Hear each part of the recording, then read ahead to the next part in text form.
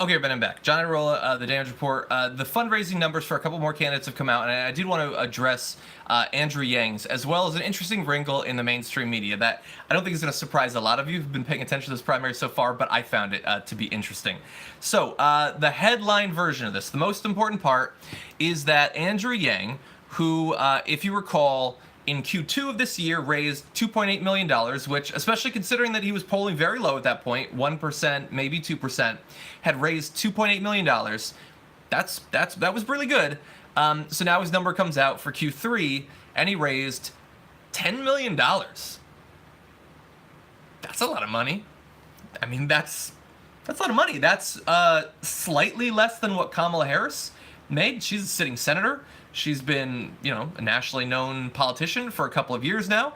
Been taken very seriously by the media. She had her moment where she attacked Joe Biden on racial issues. Hey, everybody. I'm seeing your hello. Sorry, I might not acknowledge everyone, but I do see it.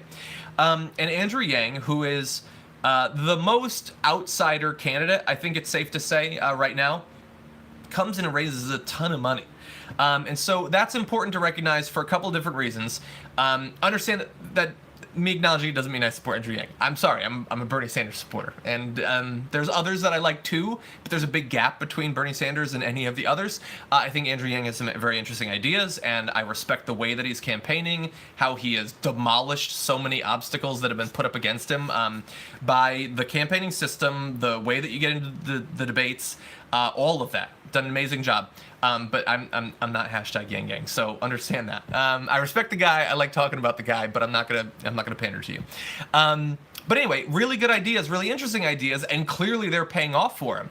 I mean, when he, at the last debate, when he did his UBI sort of, I don't know what he's terming it, but a small number of families would get UBI, $1,000 a month, his freedom dividend. I know that the immediate reaction of a lot of people was, this is just pandering, this is just a stunt, or whatever. But it clearly worked for him. I mean, I know that his sort of mailing list was just inundated by new people after that, and it seems likely that some of them probably donated money. And I know that his last push to raise money, right at the end there, in the last couple of days, he raised like $2 million, I think, in 48 hours. I mean, that's good for pretty much anyone. I know that Cory Booker had a similar sort of goal, I think, for the last two days, and I don't know that he actually got it. That's another sitting senator, by the way. And so this is interesting for a couple different reasons. I have more analysis on that, but I want to jump to the fun part of this. Fun, from an outsider's point of view. Probably not fun if you're Andrew Yang. So he raises $10 million. Blowing past anyone's expectations for what he would raise. He tweeted earlier, it's not quite exponential growth, but it's like exponential, which is true. And so with $10 million, especially considering that we exist in a political context where they don't take you seriously unless you raise money, that means Andrew Yang suddenly respected by the media. Except not. That actually did not happen. So I saw a graphic that went out. It's from CNN. And it shows third quarter fundraising, and it shows the top 5 fundraisers. Bernie, $25.3 million. Buttigieg, $19.1 million. That's a lot of money. Joe Biden, $15.2. It's fallen since Q2, but not bad. Number 4, Kamala Harris, $11.6 million. Number 5, Cory Booker, $6 million. Except wait, how's he number 5? $6 million is lower than $10 million. Like Andrew Yang likes to joke, I'm not great at math, but I know math that well. So Andrew Yang raised $4 million more than Cory Booker, and CNN didn't put him on the graphic. That's interesting. Has that happened before? Yes, that has happened before. We've talked about that. Yeah, you know what? Maybe it's just a one-time thing. Maybe it's just CNN. No, because MSNBC did the same thing. They only put 4 people on, and it's Bernie Sanders, 25.3, Pete Buttigieg, 19, Kamala Harris, 11.6, and then Cory Booker with $6 million. Now, I mean, Andrew Yang tweeted about this just like 25 minutes ago. I guess it's possible that they hadn't yet gotten the news about his haul. I don't really see how that's likely. And oddly, they left Biden off of that second one too, and Biden raised more than Kamala and Booker. But especially, maybe that's the excuse for MSNBC. It doesn't really make sense, but maybe that's the excuse. But for CNN, they've got Biden's numbers, and Andrew Yang's numbers were right around that same time, so it just doesn't make sense. And the thing is, Oh, sorry, I thought someone was talking about buffering or something. So the thing is, like, look, anyone that is not doing well is going to say that people are being unfair to me. Whatever, the party's being unfair to me, the media's being fair to me. People are going to say that. But it gets a little bit more credible when these sorts of things keep happening. When they continually in the media get your name wrong. They write that you're John Yang or something like that, as they have. When they continually leave you off of the top 5 or top 6 when you're polling better. Like, that same thing happened. I don't know if it was Cory Booker that he was beating or if it was Beto O'Rourke, but he was beating them and they left him off of the graphics. If you're just a regular person sitting at home and you don't consume a lot of political media and maybe you check in at night or whatever, and then you see a graphic like that, like there's shades of the superdelegate thing, with the idea being that people are going to learn about what's presented to them. And so if you're doing better in terms of polling, if you're doing better in terms of fundraising and they don't show it to people, it is going to lead to less enthusiasm. Enthusiasm that arguably, at least within the context of these weird campaigns that we have, at that point you've earned that. But he doesn't get it. So that I find that to be annoying as a person who's involved in this process. And clearly Andrew Yang, he's joking about it on Twitter, but he's got to be incredibly frustrated too. Because you would imagine that after raising so much money, like, that should be a big headline. Not for a week or a month or whatever, but give the guy like one news cycle of, wow, we raised much more money than we would have expected. So there's the media angle. Let me know if you have any questions about that or any thoughts. But also, in terms of his ability to put together the $10 million, it is pretty interesting. So look, early on in the campaign, people did not take him particularly seriously. He wasn't getting brought onto the media or anything like that. That's why I was able to get him super early in this thing. He was barely a candidate, I believe, and he came on the Damage Report. And it was difficult to get candidates. Like, I got him early on, Marianne Williamson dropped by, but generally, like, for, online media, like, other than the main show, you're gonna get the candidates the mainstream media doesn't take as seriously. And so, despite that, despite the fact that he didn't get immediately raised up like Beto O'Rourke was with his Vanity Fair piece and those sorts of things, there was no expectation like with Biden that dude's not even running yet and we're putting him in polls. Like, Andrew Yang didn't have any of that. He had to come out with proposals. And I would say that in a certain way, his strategy was very similar to Elizabeth Warren. They didn't phrase it necessarily the same way, but for a couple of months, they would say, I have plans, okay? Take my plans seriously. I'm not just coming out here saying we're better than this. I'm not just saying, we're gonna get back to some sort of mythical idea that things were great. It was, I have interesting proposals. Elizabeth Warren came out with a ton of them and very detailed. Andrew Yang came out with proposals that nobody was talking about, or at least most people had not heard about these sorts of things on a national level. And that did actually draw people to both of their candidacies. So this is a lesson that I think that the candidates can learn. It's also a lesson that we can learn in terms of how, if we have a candidate that we prefer, if we want to help them, there's no reason for us to sort of just randomly come up with a way that we're going to help them. We can see what actually works. You could get people to support your candidate if you get them excited about the ideas that the candidate stands for, the policies that the candidate stands for. We've already seen that a couple of times in just this election, let alone in others. And so, despite the media blackout, despite the issues on stage in terms of the debates, look, I don't know for sure you're directly hurting Bernie's campaign hyping one of the spoilers. Dude, we're so early in this race. Look, I support Bernie. I want Bernie to win. I am not in any way not going to talk about other candidates. That is just my general rule. When I tweet out like a bit of news, like if Kamala Harris comes out with a new criminal justice plan or whatever, and I tweet it out, literally no commentary, just tweet, I get attacked like, what do you love Kamala Harris? Like, no, she's a candidate. I know that there are other channels that are just advocacy. That's all, and very focused on supporting one person. Look, there is a lot of that in my channel. I think that everybody understands that I am very clear about who I support and what I support. I'm actually working on my literal platform that I'm going to put on my website, which is not a thing people in the media do. That's a thing candidates do, but I believe that I should be as upfront as a candidate would be about what I actually support on my show. But that is not all that I do. I want to make sure that in the same way that ideally, if you're paying attention to, I don't watch a lot of the mainstream media, so I don't have a great example of this, you should know generally what's going on. I want to do that same thing. This is not just advocacy. This is also hopefully keeping people aware of what's going on. Whether they're going to support the policies or oppose them, you do need to know about them.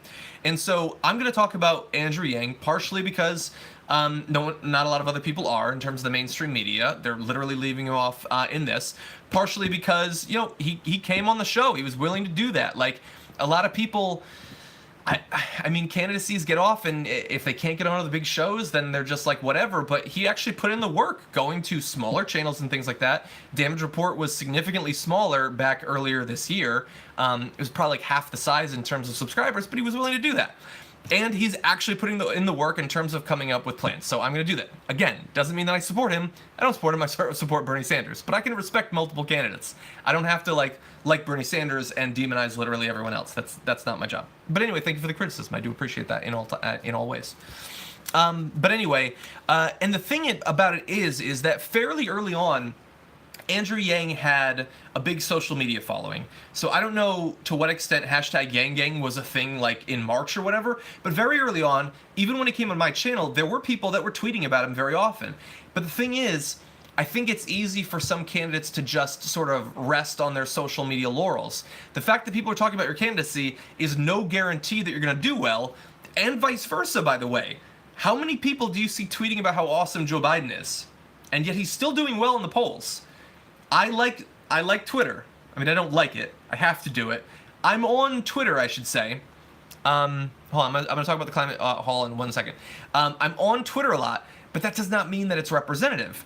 But Andrew Yang was able to do something that not all people with, you know, really strong, borderline rabid social media followings have. He was able to take that and to build on it. He didn't just say, well, hell, I mean, they love me on Facebook, they love me on Reddit, they love me on Twitter, but the mainstream media won't talk to me, and then just sort of accept it. He went beyond that. That, again, is a lesson for other candidacies. Not just necessarily in the presidency, but there's all these important and, in many cases, contested primaries going around in Congress, some of which we have multiple progressives running. These are lessons that can be learned. And I think Andrew Yang, in charting a very different course through this primary than perhaps any that we've seen, I think that this is the sort of thing that should be studied, both informally by candidates and supporters of the candidates, but also probably formally. There should be books written about this. There will probably be a documentary written about this. If I was smart, I would start working on the book right now.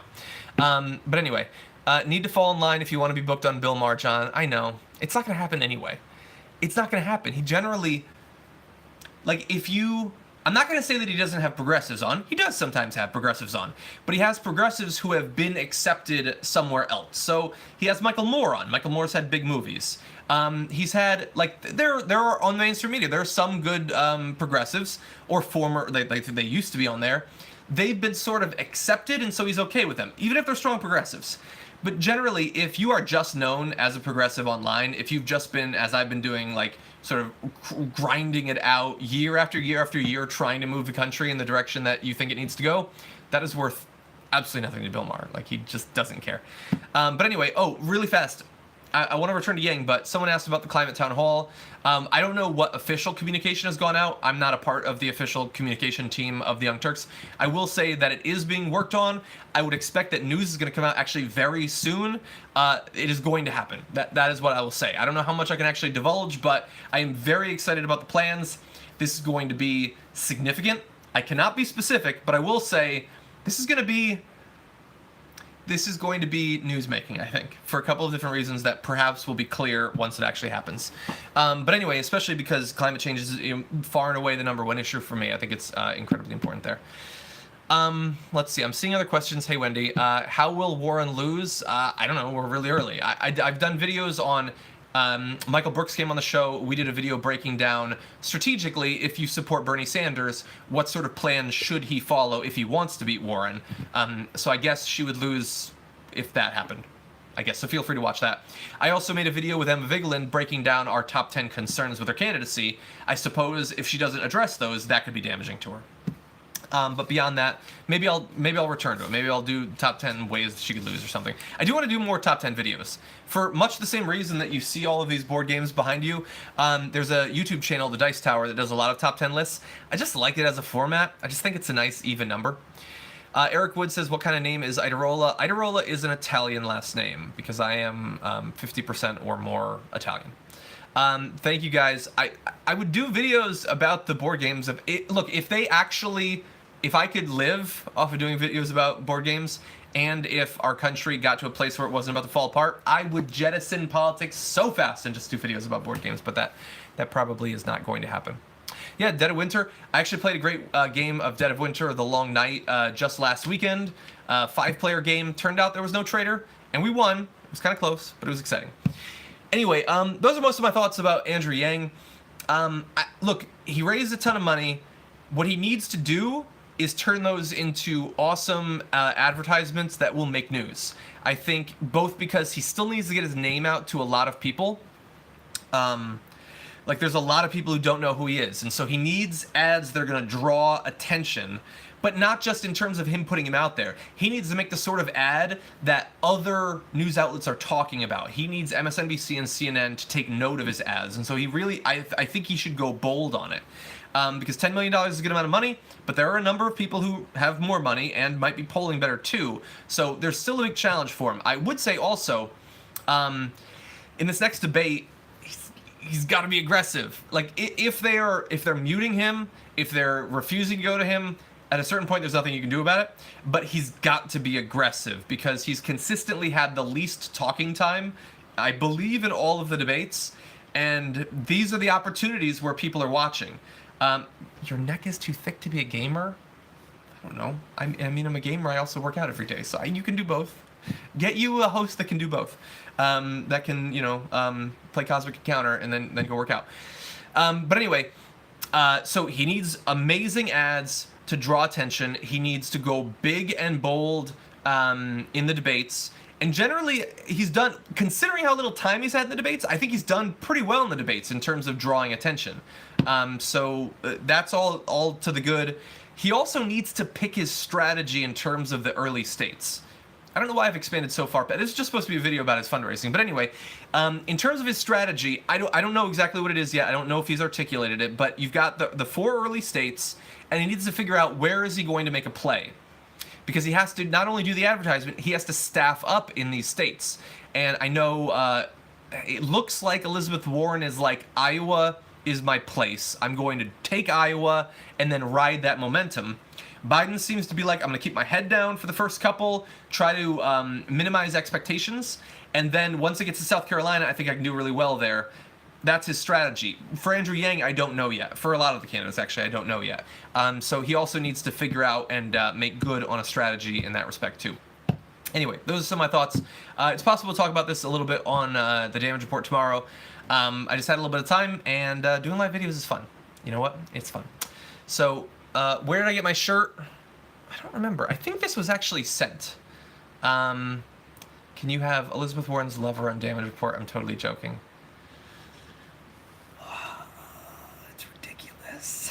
That whole thing. I might talk about it just for a minute here because I don't think I'll talk about it on the show. I don't want to cover Jacob Wohl. That's my general thing. I want him to go away.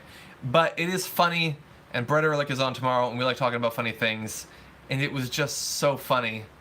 And the way that Elizabeth Warren, like, regardless of whatever you think about Elizabeth Warren politically, her response to it was pretty good with the Cougars thing. And in tweets since then, her and her supporters have been using hashtag #GoCougs, which, come on, that's just fun. Like, can we have fun? Come on, America. Can we have a little bit of fun every once in a while? But anyway, yeah, I don't want to talk about Jacob Wohl. I just get depressed every time that I think about him. Like, think about this. So Jacob Wohl, how long has he been around? Year? Feels like 50. He's been around like a year. In that time, literally the only thing that he's done is attempt to scam people in a way that is so obvious that it falls apart literally during the press conferences. He's broken the law multiple times and eventually will go down for it.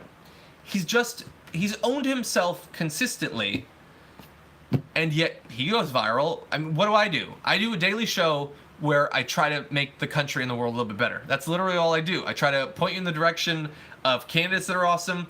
I try to take issues seriously. I try to hold powerful people accountable. You don't get 50,000 tweets about you in one day doing that, so that's frustrating. And this is 7 years that I've been doing this, just trying to push the country in the right direction. Like, trying to keep, you know how hard it is to keep an eye on all of the awesome candidates and make sure that we're showing you them as early as possible? We had AOC on back during her primary on the Damage Report. You don't go viral for that. I had what I thought was a pretty good analysis of why I and so many people say that there shouldn't be any billionaires. But like if Jacob Wall said that, it would go viral. So that's frustrating. This would be whining, by the way. But so that's one of the reasons I don't like to talk about him, because as a society, we lift up the worst people, literally to the presidency. But we just shower adulation and attention and money on the worst people that are presented to us. So that's what we do. And sometimes I'll talk about it because it's fun, and I like to have fun. Can we have fun, America? Thank you so much for the donation. Are you aware of Iran's encounter with UFOs in 1976? I am actually not aware of it. I saw something about Emma and Andrew Yang, but I went by too fast. I'm not actually... Can I scroll? Oh, I can't scroll. The conservative... No, I actually don't. I don't know anything about that. You see AOC as president... I think there's a pretty good chance. I don't know how in depth to go.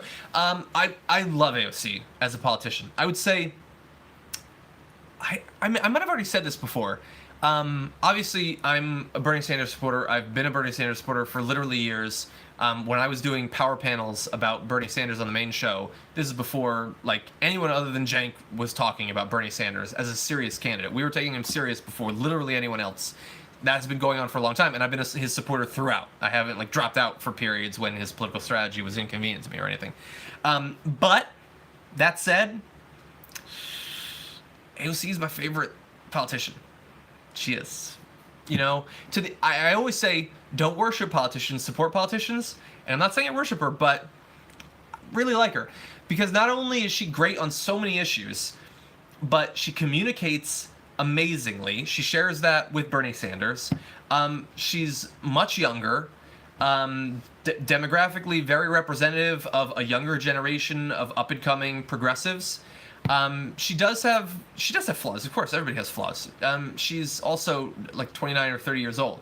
Like, can you imagine when you first saw me on the Young Turks? I was older than AOC.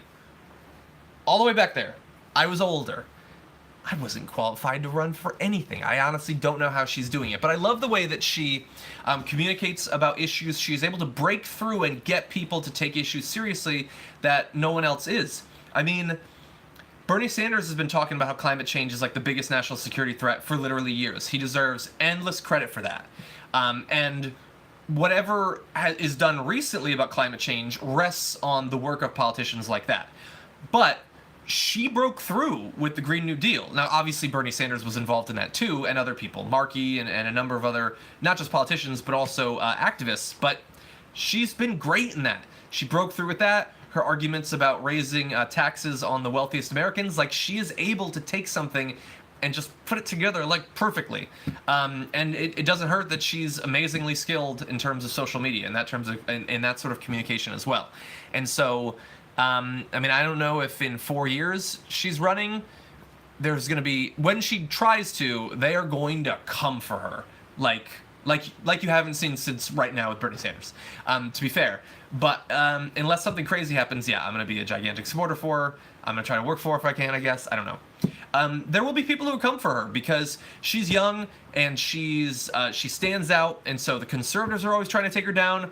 And look, there's going to be cannibalism too. Like if everything she does is scrutinized, and it should be, but it can also be exaggerated, her flaws. Like I saw one person, I just have to respectfully disagree with you. If she endorses Elizabeth Warren, she's done. I don't know if you mean while Bernie's in the race, or presumably if like Bernie dropped out later. First of all, if Bernie's not in the race anymore and she endorses Elizabeth Warren, she's 100% not done. That's crazy.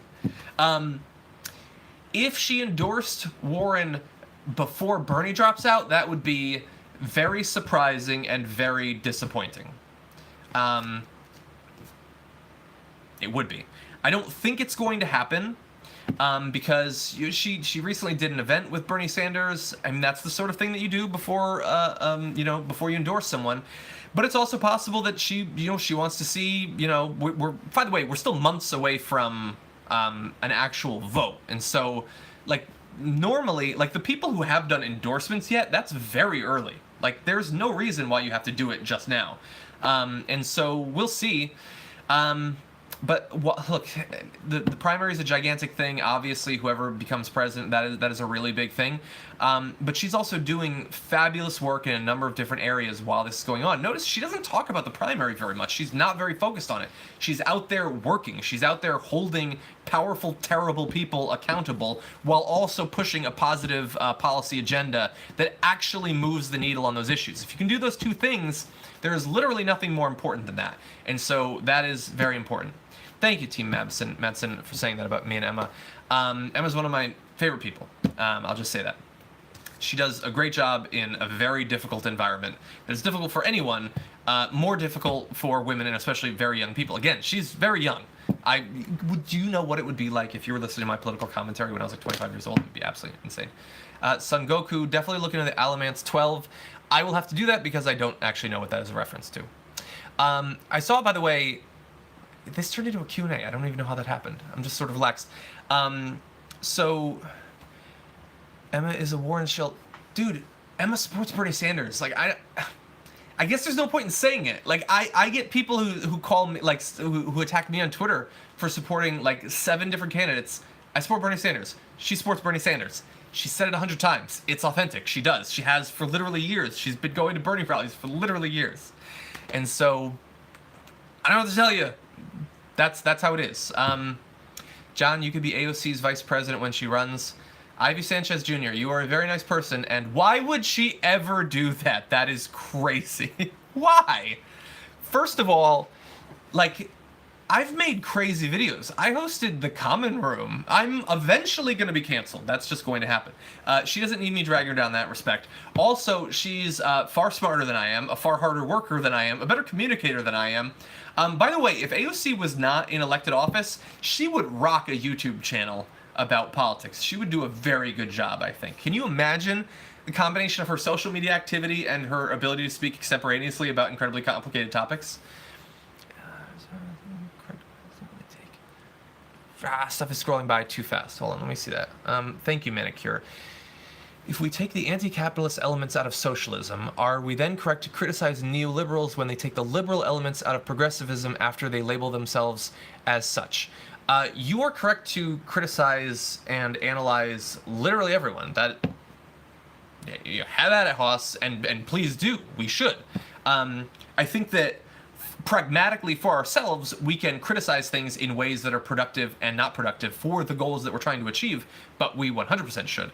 And by the way, just people labeling themselves a progressive does not mean that they are free from criticism. Also doesn't mean that they're progressive. That's true for literally every label in politics. I've heard, look, scratch the surface. Stephen, I'm going to reference that in one sec. Scratch the surface on any former liberal, and you'll find out that generally they were not super liberal in the past. Any classical liberal or whatever, they were generally conservative but didn't want to actually associate that way. And so labels, I like labels. I call myself a progressive because I'm a progressive, democratic socialist, whatever. But it's far more important what policies you support, and more important than that, what values you follow. What is your fundamental value system that the policies come out of? I think this is a huge tangent. Maybe I'll talk about it at some point. I have been very disappointed that over the past 5 years, 10 years, maybe even a little bit longer, we used to talk about our values as progressives, and I don't hear that very often. They are reflected in the things we talk about, certainly. The policies we support are based on them, but we can talk about the values too. Jason San Marco says, playing D&D, do you DM mainly or play characters, and what's your favorite class and race? So, I haven't played tons and tons, but when I do play, I do mostly DM. I find it very stressful, and so I have a hard time doing it many times in a row before I need a long break. I find it to be very stressful. I wish that I was better at it. Hey, I wish that I was better at in that respect. I have played. I've done a couple of streams, charity streams and stuff like that. I don't know, I like bards. I like gnomes and dwarves, I think. What did Bernie say about technology, which Yang is talking about? I don't know. I can't follow everything. Amy Jean, I've been on Michael Brooks' show, and I'm actually supposed to be on it in the near future. He was actually just on my show like a week ago. Oh, but there was a question. Have you checked out the Isofaried Guard? I'm imagining, is that a Kickstarter? That sounds familiar. So somebody asked about Eldritch Horror. Is that visible? I don't know if you can, yeah. So, do I like Eldritch Horror? Well, you should know that in these 2 boxes, I not only have a broken token wooden insert that costs as much as the game, but because of that, everything that they have released for Eldritch Horror, at least retail, is in those 2 boxes. All the expansions. And if you play Eldritch Horror, you know that that's a lot. I really do like it. It's not a perfect game. I would love it if it was got a 2nd edition, even though that would mean that all the money I spent would be sort of nullified.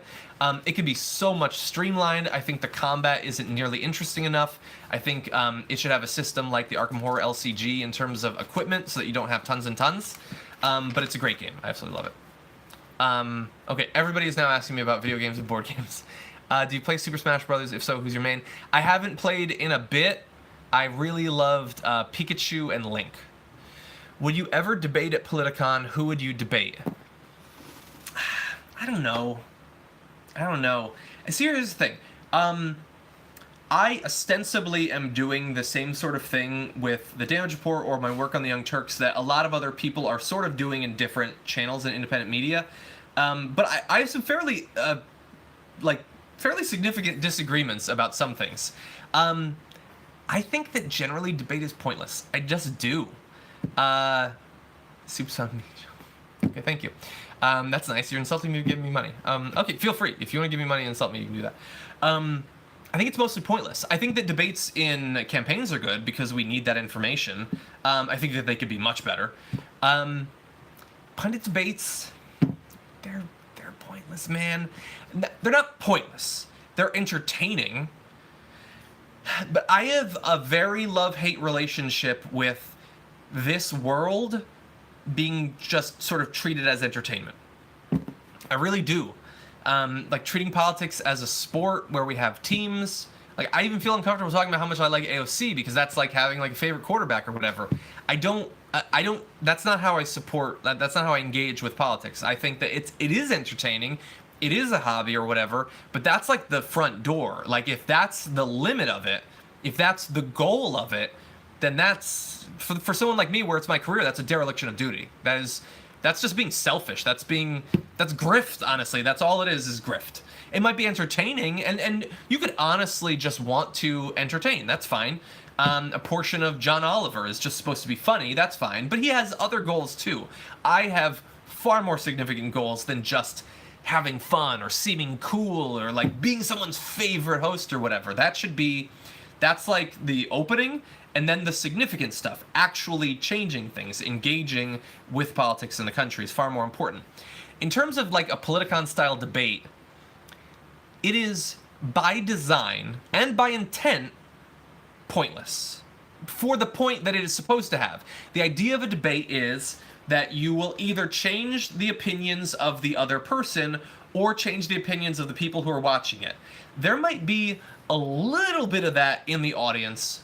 I don't even think there's much in the audience, and it has literally never happened on the stage. And so, like, what we think of as the point of a debate, they're designed not to do that. So what we do is we get really fast-talking, snarky people to sit next to each other and talk over each other and to change the subject when it's not going in a direction that they like.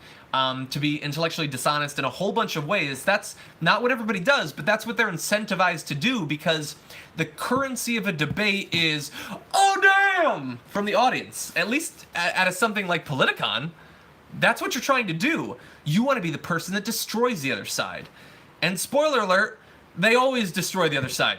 Everybody, because I like that person, I don't like that person, I don't buy any of his points, I like that person, she or he destroyed him. That's what happens. That doesn't mean that I won't do it, maybe. Maybe it'll be fun. And I like fighting, like when I used to do various martial arts. I like sparring, that's fun. So I can do that in terms of a debate. But I sort of care about the material too much to debase myself against a person who is there to be unreasonable. Who is not there to change my mind, is not there to change the minds of the people who might agree with me. It is just to appeal to people who already think that they're right. That's the worst strain of American political commentary and thought, and so I am hesitant to be a part of it. By the way, this is not a criticism of everybody that gets involved in these debates. I might think that the chance of convincing people is very low, But, I disagree with that in some people. Some people think that they can. Some people are better at it. And so they go into it with the honest desire of changing people's minds. That is a noble task. I think that they should do that. I don't have faith in myself that will actually be the goal. I'm sure that, look, I'm fast thinking. I'm a good critical thinker. If somebody spouts some BS, I can point out how it's ridiculous. That's what I do. And maybe someone will be like, yeah, fuck them up. But what's the point of that? Like, does that get us closer to the progressive America that we want? I don't know. John, why has no one from TYT brought up that Trump is likely an Adderall addict? I can't prove it, and he has so many other issues. I don't know. He probably is. I don't know. The problem is he has so many issues. Like, I honestly, to me, I don't read Adderall in what he says and how he communicates. I read dentures falling out and potentially some sundowning. That's it. Yeah. I'm not saying he actually is. I'm saying it's like that. HQ Task says, what makes you love Bernie over Yang and Warren? I mean, that's a big topic. I mean, and by the way, the thing that makes me like him over one is not the same as the other. In terms of liking him over Warren, I did a video with Emma. Oh, no, actually, no, this was a video with... I did a specific breakdown. Oh, so the video, 10 issues with... Hold on one second. 10 issues with Warren's candidacy mainly was why I prefer Bernie on different issues. It's mostly on the issues, but even more importantly than the issues, because the issues are going to be constrained by what the state of the Senate is and everything. It's the philosophy of change, fundamentally. And I've talked about this a number of different times. Do you see yourself as a person who could get in there as a tinkerer and manipulate things a little bit, change some of the rules, change some of the incentives, or are you a person who is going to lead a movement to change things fundamentally? They share many of the same goals, at least that's what they say, and I believe to a large extent they do. That's what both of them say about each other. Bernie Sanders really does genuinely seem to like Elizabeth Warren and be a good colleague and friend of her. But they do not have the same philosophy towards change, and I think that Bernie's philosophy is not only preferable, I think it's the one that we need considering the challenges we face. Trump signs executive order on Medicare, says he won't let Democrats steal your health care, CNBC headline. I don't know what... That can't be what the executive order is. That's just like a statement. But will I be covering this? That might make it on the damage report tomorrow, actually. I should probably go at some point. I do have to produce for the show. Sorry. There's a lot of comments now. Hold on. Can you see a stronger ticket than Bernie Warren? No. But not necessarily for, like, other people I think will evaluate it differently. When I'm saying Bernie and Warren, I'm not saying, like, they're my two favorite politicians, they should team up together. I think that Bernie's Bernie, so you have all those benefits. Warren is ideologically fairly aligned, at least in broad strokes, in terms of how they're presenting themselves. I don't want to get into the weeds here, but that's how they present themselves. But she appeals to different people. Like, I do think that Bernie supporters and Warren supporters are different in a lot of ways. And I think for some reasons that I find incredibly frustrating, Warren is more appealing to, I would say, a lot of former Hillary Clinton supporters. I think that there were a good chunk of people who genuinely, like, if they were being genuine, liked Bernie more on the issues in 2016, but for a variety of reasons that there's no need to rehash, I'm just going to get angry, wouldn't support Bernie. And by the way, you see this in high-profile people on Twitter, but have suddenly this year been like, oh, I love all this stuff, but I don't like Bernie still. I like all this stuff that Bernie's been pushing for, but I don't like Bernie anymore. But hey, Warren says she supports a lot of this stuff, and I don't have the problem with Warren that I had with Bernie. So that's frustrating on 100 different levels, but it's possible that if you had those two people on a ticket, maybe you get all of those people to support them. In the end, here's the thing, and you're not supposed to say this. I don't believe that there is anyone in the race right now where... Thank you, Andrew White, I appreciate that. There's no one in the race right now where if they are the candidate, all of the rest won't support them. I know that we're supposed to imply that that's not going to be the case, but that is going to be the case. If Bernie's the nominee, Biden's going to support him. I do fundamentally believe that. Maybe I'm naive. Maybe I will be surprised, but Biden does not want Trump to be president. Kamala is going to support him. Whether they support him as much as we want, is enthusiastically doing the events and raising money and all that remains to be seen. Perhaps not, and people will defer in that. But they're all going to support whoever the candidate is. I do fundamentally believe that. If it's Buttigieg, that's gonna be frustrating. But yeah, Warren's gonna campaign for Buttigieg, or Booker's gonna support Harris, or whatever. That's just, I do think that that's what they will end up doing. Some of those tickets are much stronger than others. In terms of how much either Sanders or Warren would change the party, yes, I agree. It's very different between the two. Favorite Space Marine chapter from Warhammer 40k? I've played Warhammer 40k. Space Marines are not high up on my list of armies that I like. I don't really remember. Blood Angels? Maybe? What do you think of people saying Warren earned her media bias? I mean, I think a lot of people are saying that the media is actually being too favorable towards her. So I don't know if that's what you mean by media bias. I don't watch. Here's the thing. I don't watch a lot of mainstream media. So if suddenly a lot of like MSNBC were speaking positively about Warren, it's going to take a while for me to see that because I don't watch those, honestly. But generally, I think that people are saying that they're being too favorable to her. That's been my impression from what I've heard people. Just generally suspicious when MSNBC starts backing Warren. But that's the thing. Are they? Again, I don't watch these channels, but I have a hard time believing that like, I don't know, is Chris Hayes doing segments about how awesome Elizabeth Warren is? I don't know if that's the case.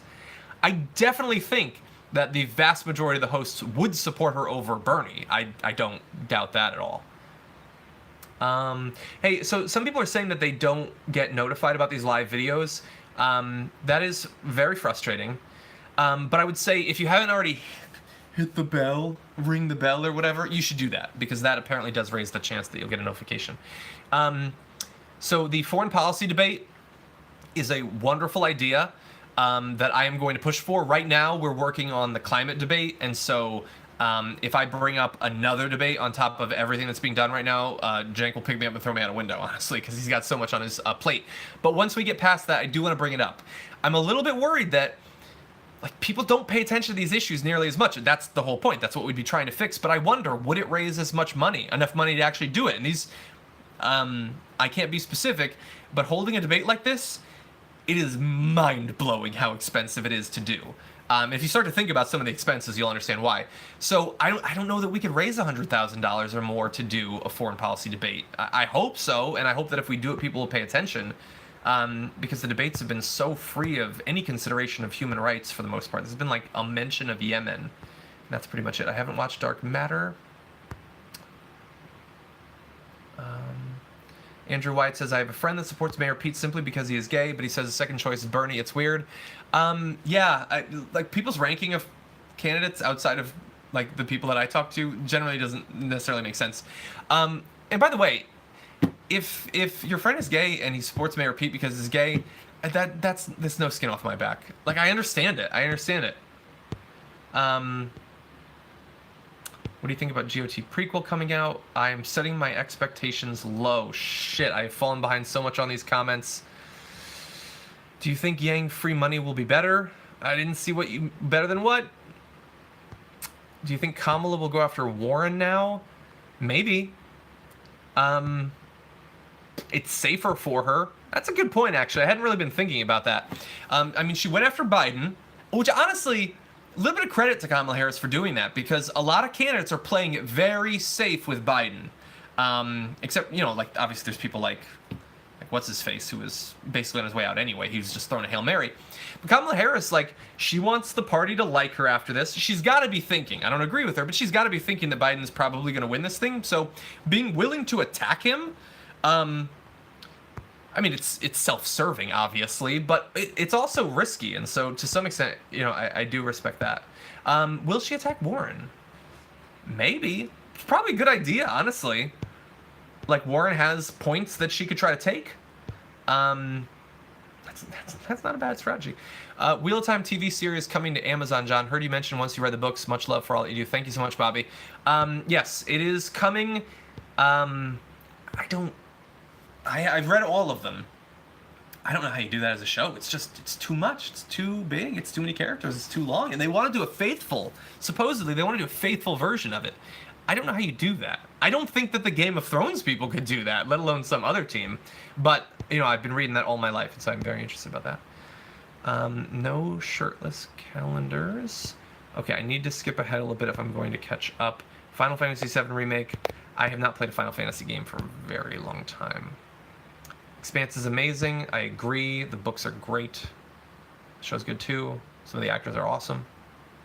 John Kamala should hire me, maybe. Okay, I should probably go because I have been doing this for 45 minutes. Jesus Christ, how did 45 minutes pass? You'll have to back her eventually. Just be open in your intensity. Good luck. I don't know who the her is, but look, I've been very clear. In the same way that all of the candidates are going to support whoever it is, I have not, no one, there are people who have done things in this race that I find so frustrating. Joe Biden and his middle path on climate change, it's frustrating me to my core, but he's way better than Trump. And so if Biden was the nominee, I would support Biden. That's the strategy. That's the Bernie Sanders strategy. I follow that strategy. I have followed that strategy for a very long time. I've been very open about that.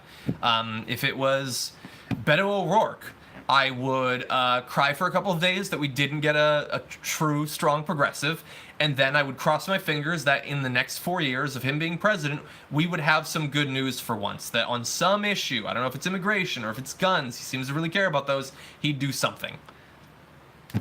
Maybe he wouldn't, and it would be way worse than having a strong progressive, but it would be a lot better than having someone in office who literally wants to feed migrant children to alligators.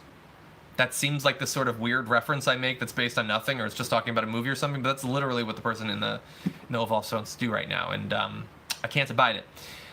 Bernie's on the older side. Like, the idea that Bernie's, like, some of his final years would be with Trump in a second term, no. I'm not going to support that. I'm not going to help to create that world. It devastates me that Bernie's had to deal with 4 years of Trump as it is. Anyone but Bernie, we have 4 more years of Trump, Sherry. I don't know that that's true, but I share your concerns, certainly. But it's one thing to acknowledge that without Bernie, it's harder to win. It's another to contribute to that. And I have no interest in doing that. I have an interest in doing my job, but I have no interest in trying to get Donald Trump elected. That's why I want Bernie to win. Better than if he has to deal with the death of his movement under a neoliberal? I disagree.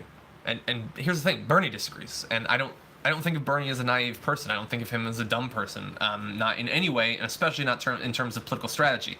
Bernie Sanders is the guy that went from a small town mayor, one of the most left-wing politicians in America that won an election, and ground it out year after year, building support, changing the narrative on these issues, sticking to his guns under impossible pressure year after year after year, and now we're at a place where his ideas are mainstream ideas.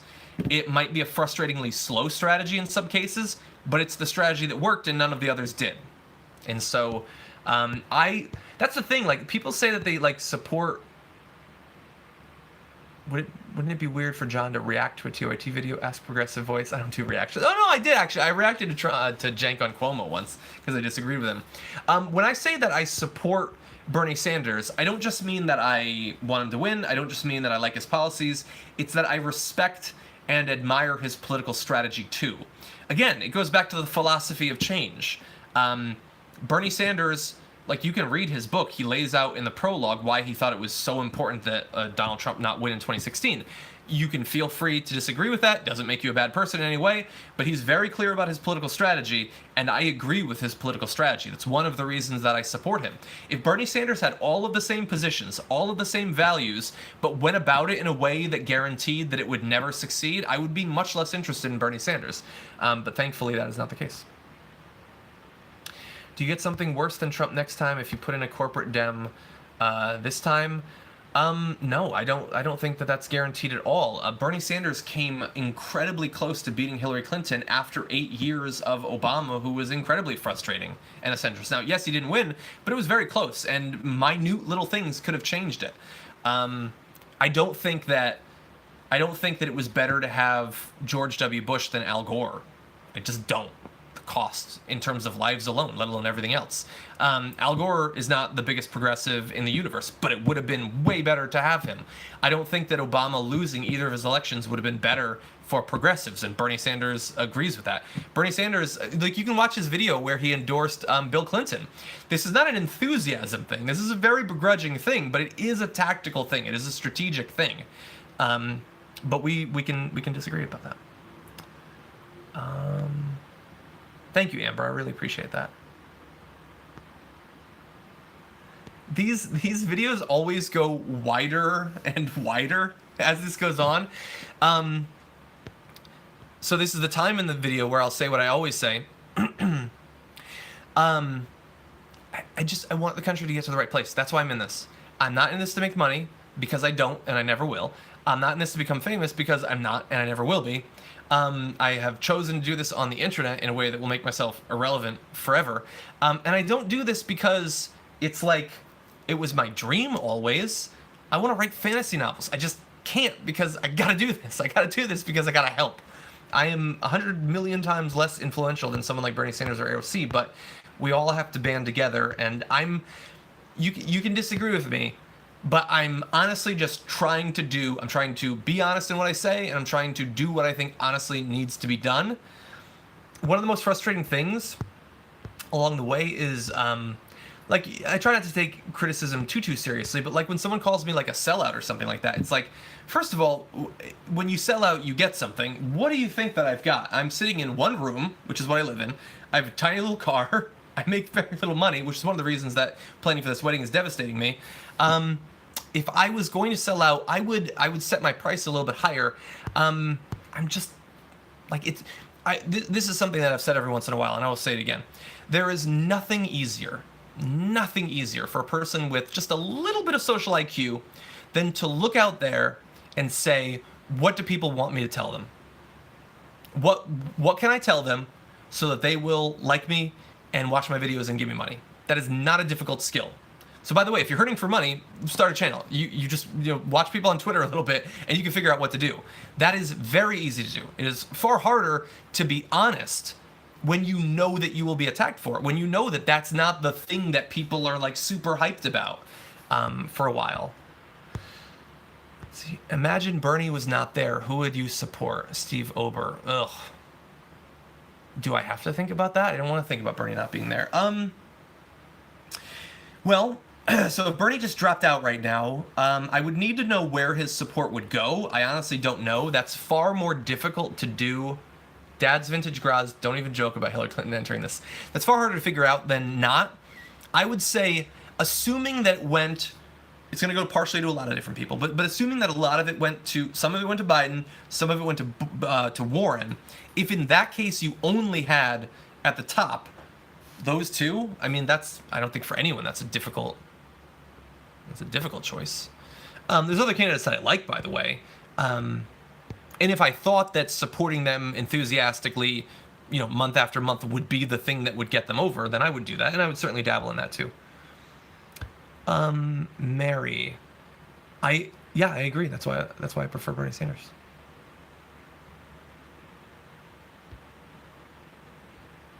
Astronaut Ninja, what? You said you donated $5 twice with that request and ignored it. I apologize. I didn't ignore it. Just write it in. One of the reasons is I'm trying to play catch up right now.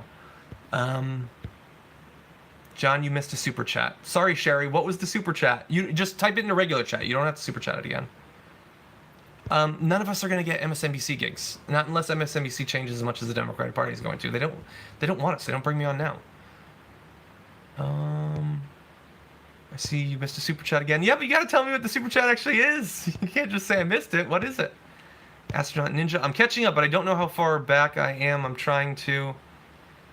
Let's see... Catching up. Okay, I am caught up. So feel free to type it. I will see. I don't necessarily have the answers. Susie Bot, thank you. I have written a book, and I've written portions of others, but as it stands right now, I'm not going to release it. But maybe others. Who do you support in the presidential election? I support Bernie Sanders. Looking forward to the Mandalorian. You bet your sweet Mandalorian ass I am. I'm seriously concerned about Yang's Gamergate aura. I don't think I've ever heard him talk about Gamergate.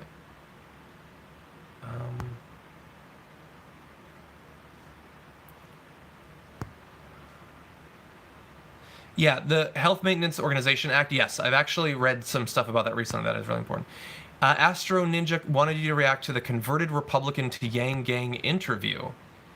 So Astronaut Ninja, I'll read your actual thing. I was wondering if you could do a reaction right now of Emma Viglin's video about the conservative voting for Yang. So I haven't seen that video right now, and I am way over, but I can react to it anyway. I believe, and I think empirically it's been proven, that Yang would be one of the better candidates, if he was the candidate, for converting Trump supporters, or presumably independents as well. That's something that I think he shares with Bernie Sanders. If it was just between the two, I don't know how that would break that down. I think right now Bernie Sanders has much more name recognition, and he has a long track record of supporting those, of getting those sorts of people over too. But I think that if you're looking for reasons to support Andrew Yang, I would say that that's a very good one. For the first 20 minutes of this video, I was crediting Andrew Yang for coming at this from a very different perspective, both in terms of his background, the way that he's campaigning, the ideas he's put out. And so, he should appeal to people outside of the normal Democratic primary base. I think that he's done a lot of work to try to, and I think he deserves credit for that. And by the way, if Andrew Yang is not the candidate, I hope that whoever is the candidate involves him in the process. I think that he should be a voice in that. Okay, sorry. Great questions. I don't think I'm missing any other pressing ones. I think I got to the super chats too. I apologize if I missed one. But that is a very good question, by the way. I will have to watch the video, but I have no doubt that he would convert people over. Sorry, Andrew Dwyer says, Ro Khanna a Bernie VP pick or stay in House? That's interesting. I don't think he would be the pick. And not because I don't like him. Ro Khanna is he's one of my favorites. He's been very outspoken about getting more Democrats to support primary challenges against incumbents, which is one of the most difficult things politically to do inside of the Democratic Party. We did a video about it, which nobody watched, but it's very important, and so he deserves a lot of credit for that. And it's something that he's evolved on. I mean, he brought up in that video, and he deserved credit for it, or discredit for it at the time, that he supported Joe Crowley. I can't remember his name because he was thrown out of the political system, and then endorsed AOC after. So he has learned on this, and he's moved in the right direction. Now he's advocating for the right things. He would be a good VP pick, but I don't think it'll be him, and not because it would take him out of the House. Losing one member of the House isn't the same as like losing someone out of the Senate or something like that. But I think that if it's Bernie, first of all, I think that the odds that he would pick a female running mate are really high, and I have absolutely no problem with that whatsoever. I don't think that it's just a pandering thing. I think that he can find someone who is awesome and badass and would be a credit to the ticket, who would also happen to be a woman. And I think it should be. I think it should be. I think that if the candidate's not a woman, I think that the running mate should be a woman, because we have amazing people at all levels. I don't know exactly who it would be. I mean, look, I wish that constitutionally it was able to be AOC, because I think that she would be one of the best running mates imaginable, and I think that she would unman Mike Pence in the debates. But I don't know. I don't think that it will be. Could it be Nina Turner? It could be Nina Turner. It could be Stacey Abrams, maybe. I think that she said that she doesn't want to do that. And she also, by the way, does not appreciate people talking about her in that context. So I apologize to Stacey Abrams in that respect. I admire her. It could be Nina Turner. Why not? By the way, have you seen the... why hasn't Cenk been vocal about Yang media blackout? But hasn't he? I mean, I don't know if he's done... Sorry, I want to return to the VP thing and just... Oh, you guys are keeping me for now. So, I don't know if he's talked about specific instances where they blacked him out, but Cenk has gotten attacked a lot for how much coverage he's done of Andrew Yang. Not so much in terms of just doing a story about him, but having him on over and over and over. Every time he goes to one of those debates, he talks to Andrew Yang for a while. That's why Andrew Yang is so complimentary towards TYT. So I don't know if he's addressed it, but he's tried to fight back against it. And like I said, he was on TYT early too. I had him on super early in the race. It is not daylight in LA. What was I saying? Oh, so Nina Turner, I had another idea.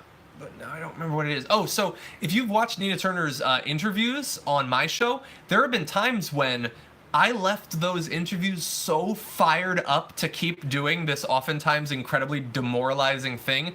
Nina Turner she's good. She's a firebrand when she needs to be a firebrand. She is someone who's going to get you pumped up when you need that. That is definitely possible. Rashida, maybe. I mean, Rashida's awesome. That's a possibility too. I'm not sure if Rashida's old enough. That's the thing. I mean, that's the AOC thing too. Some of these new congresswomen are just they're too young right now to be able to literally constitutionally be able to do it. But give it a cycle, and then they're going to be making big moves. I mean, some of the members of the squad are not going to be in the House forever. I will just say that. Some of them are going to be running for the Senate. Yeah, they have to be 35, but I don't know if Rashida Tlaib is 35. But Nina would be great. Okay, I gotta go. I want to do these more often. This was a lot of fun. That's why I did it for literally an hour. Thank you so much for everybody who was watching, and also for the people who did the super chat. That's awesome. I really do appreciate that. I saw that Yang was skateboarding at his rally. It was pretty funny, actually. Pretty awesome. Why do you think he's been smeared as not progressive? I assume you're talking about Andrew Yang. I mean, generally in the criticisms that I hear of Andrew Yang, that isn't specifically what I would say. I mean, Andrew Yang comes at the issues from a different perspective, and his solutions are fundamentally very different from Bernie or even like the Warren idea, whether you think that she's authentic about it or not. He comes at it from a different perspective. This is not intended as criticism. I don't know if he self-identifies specifically as progressive. He might, and if he does, he's certainly free to.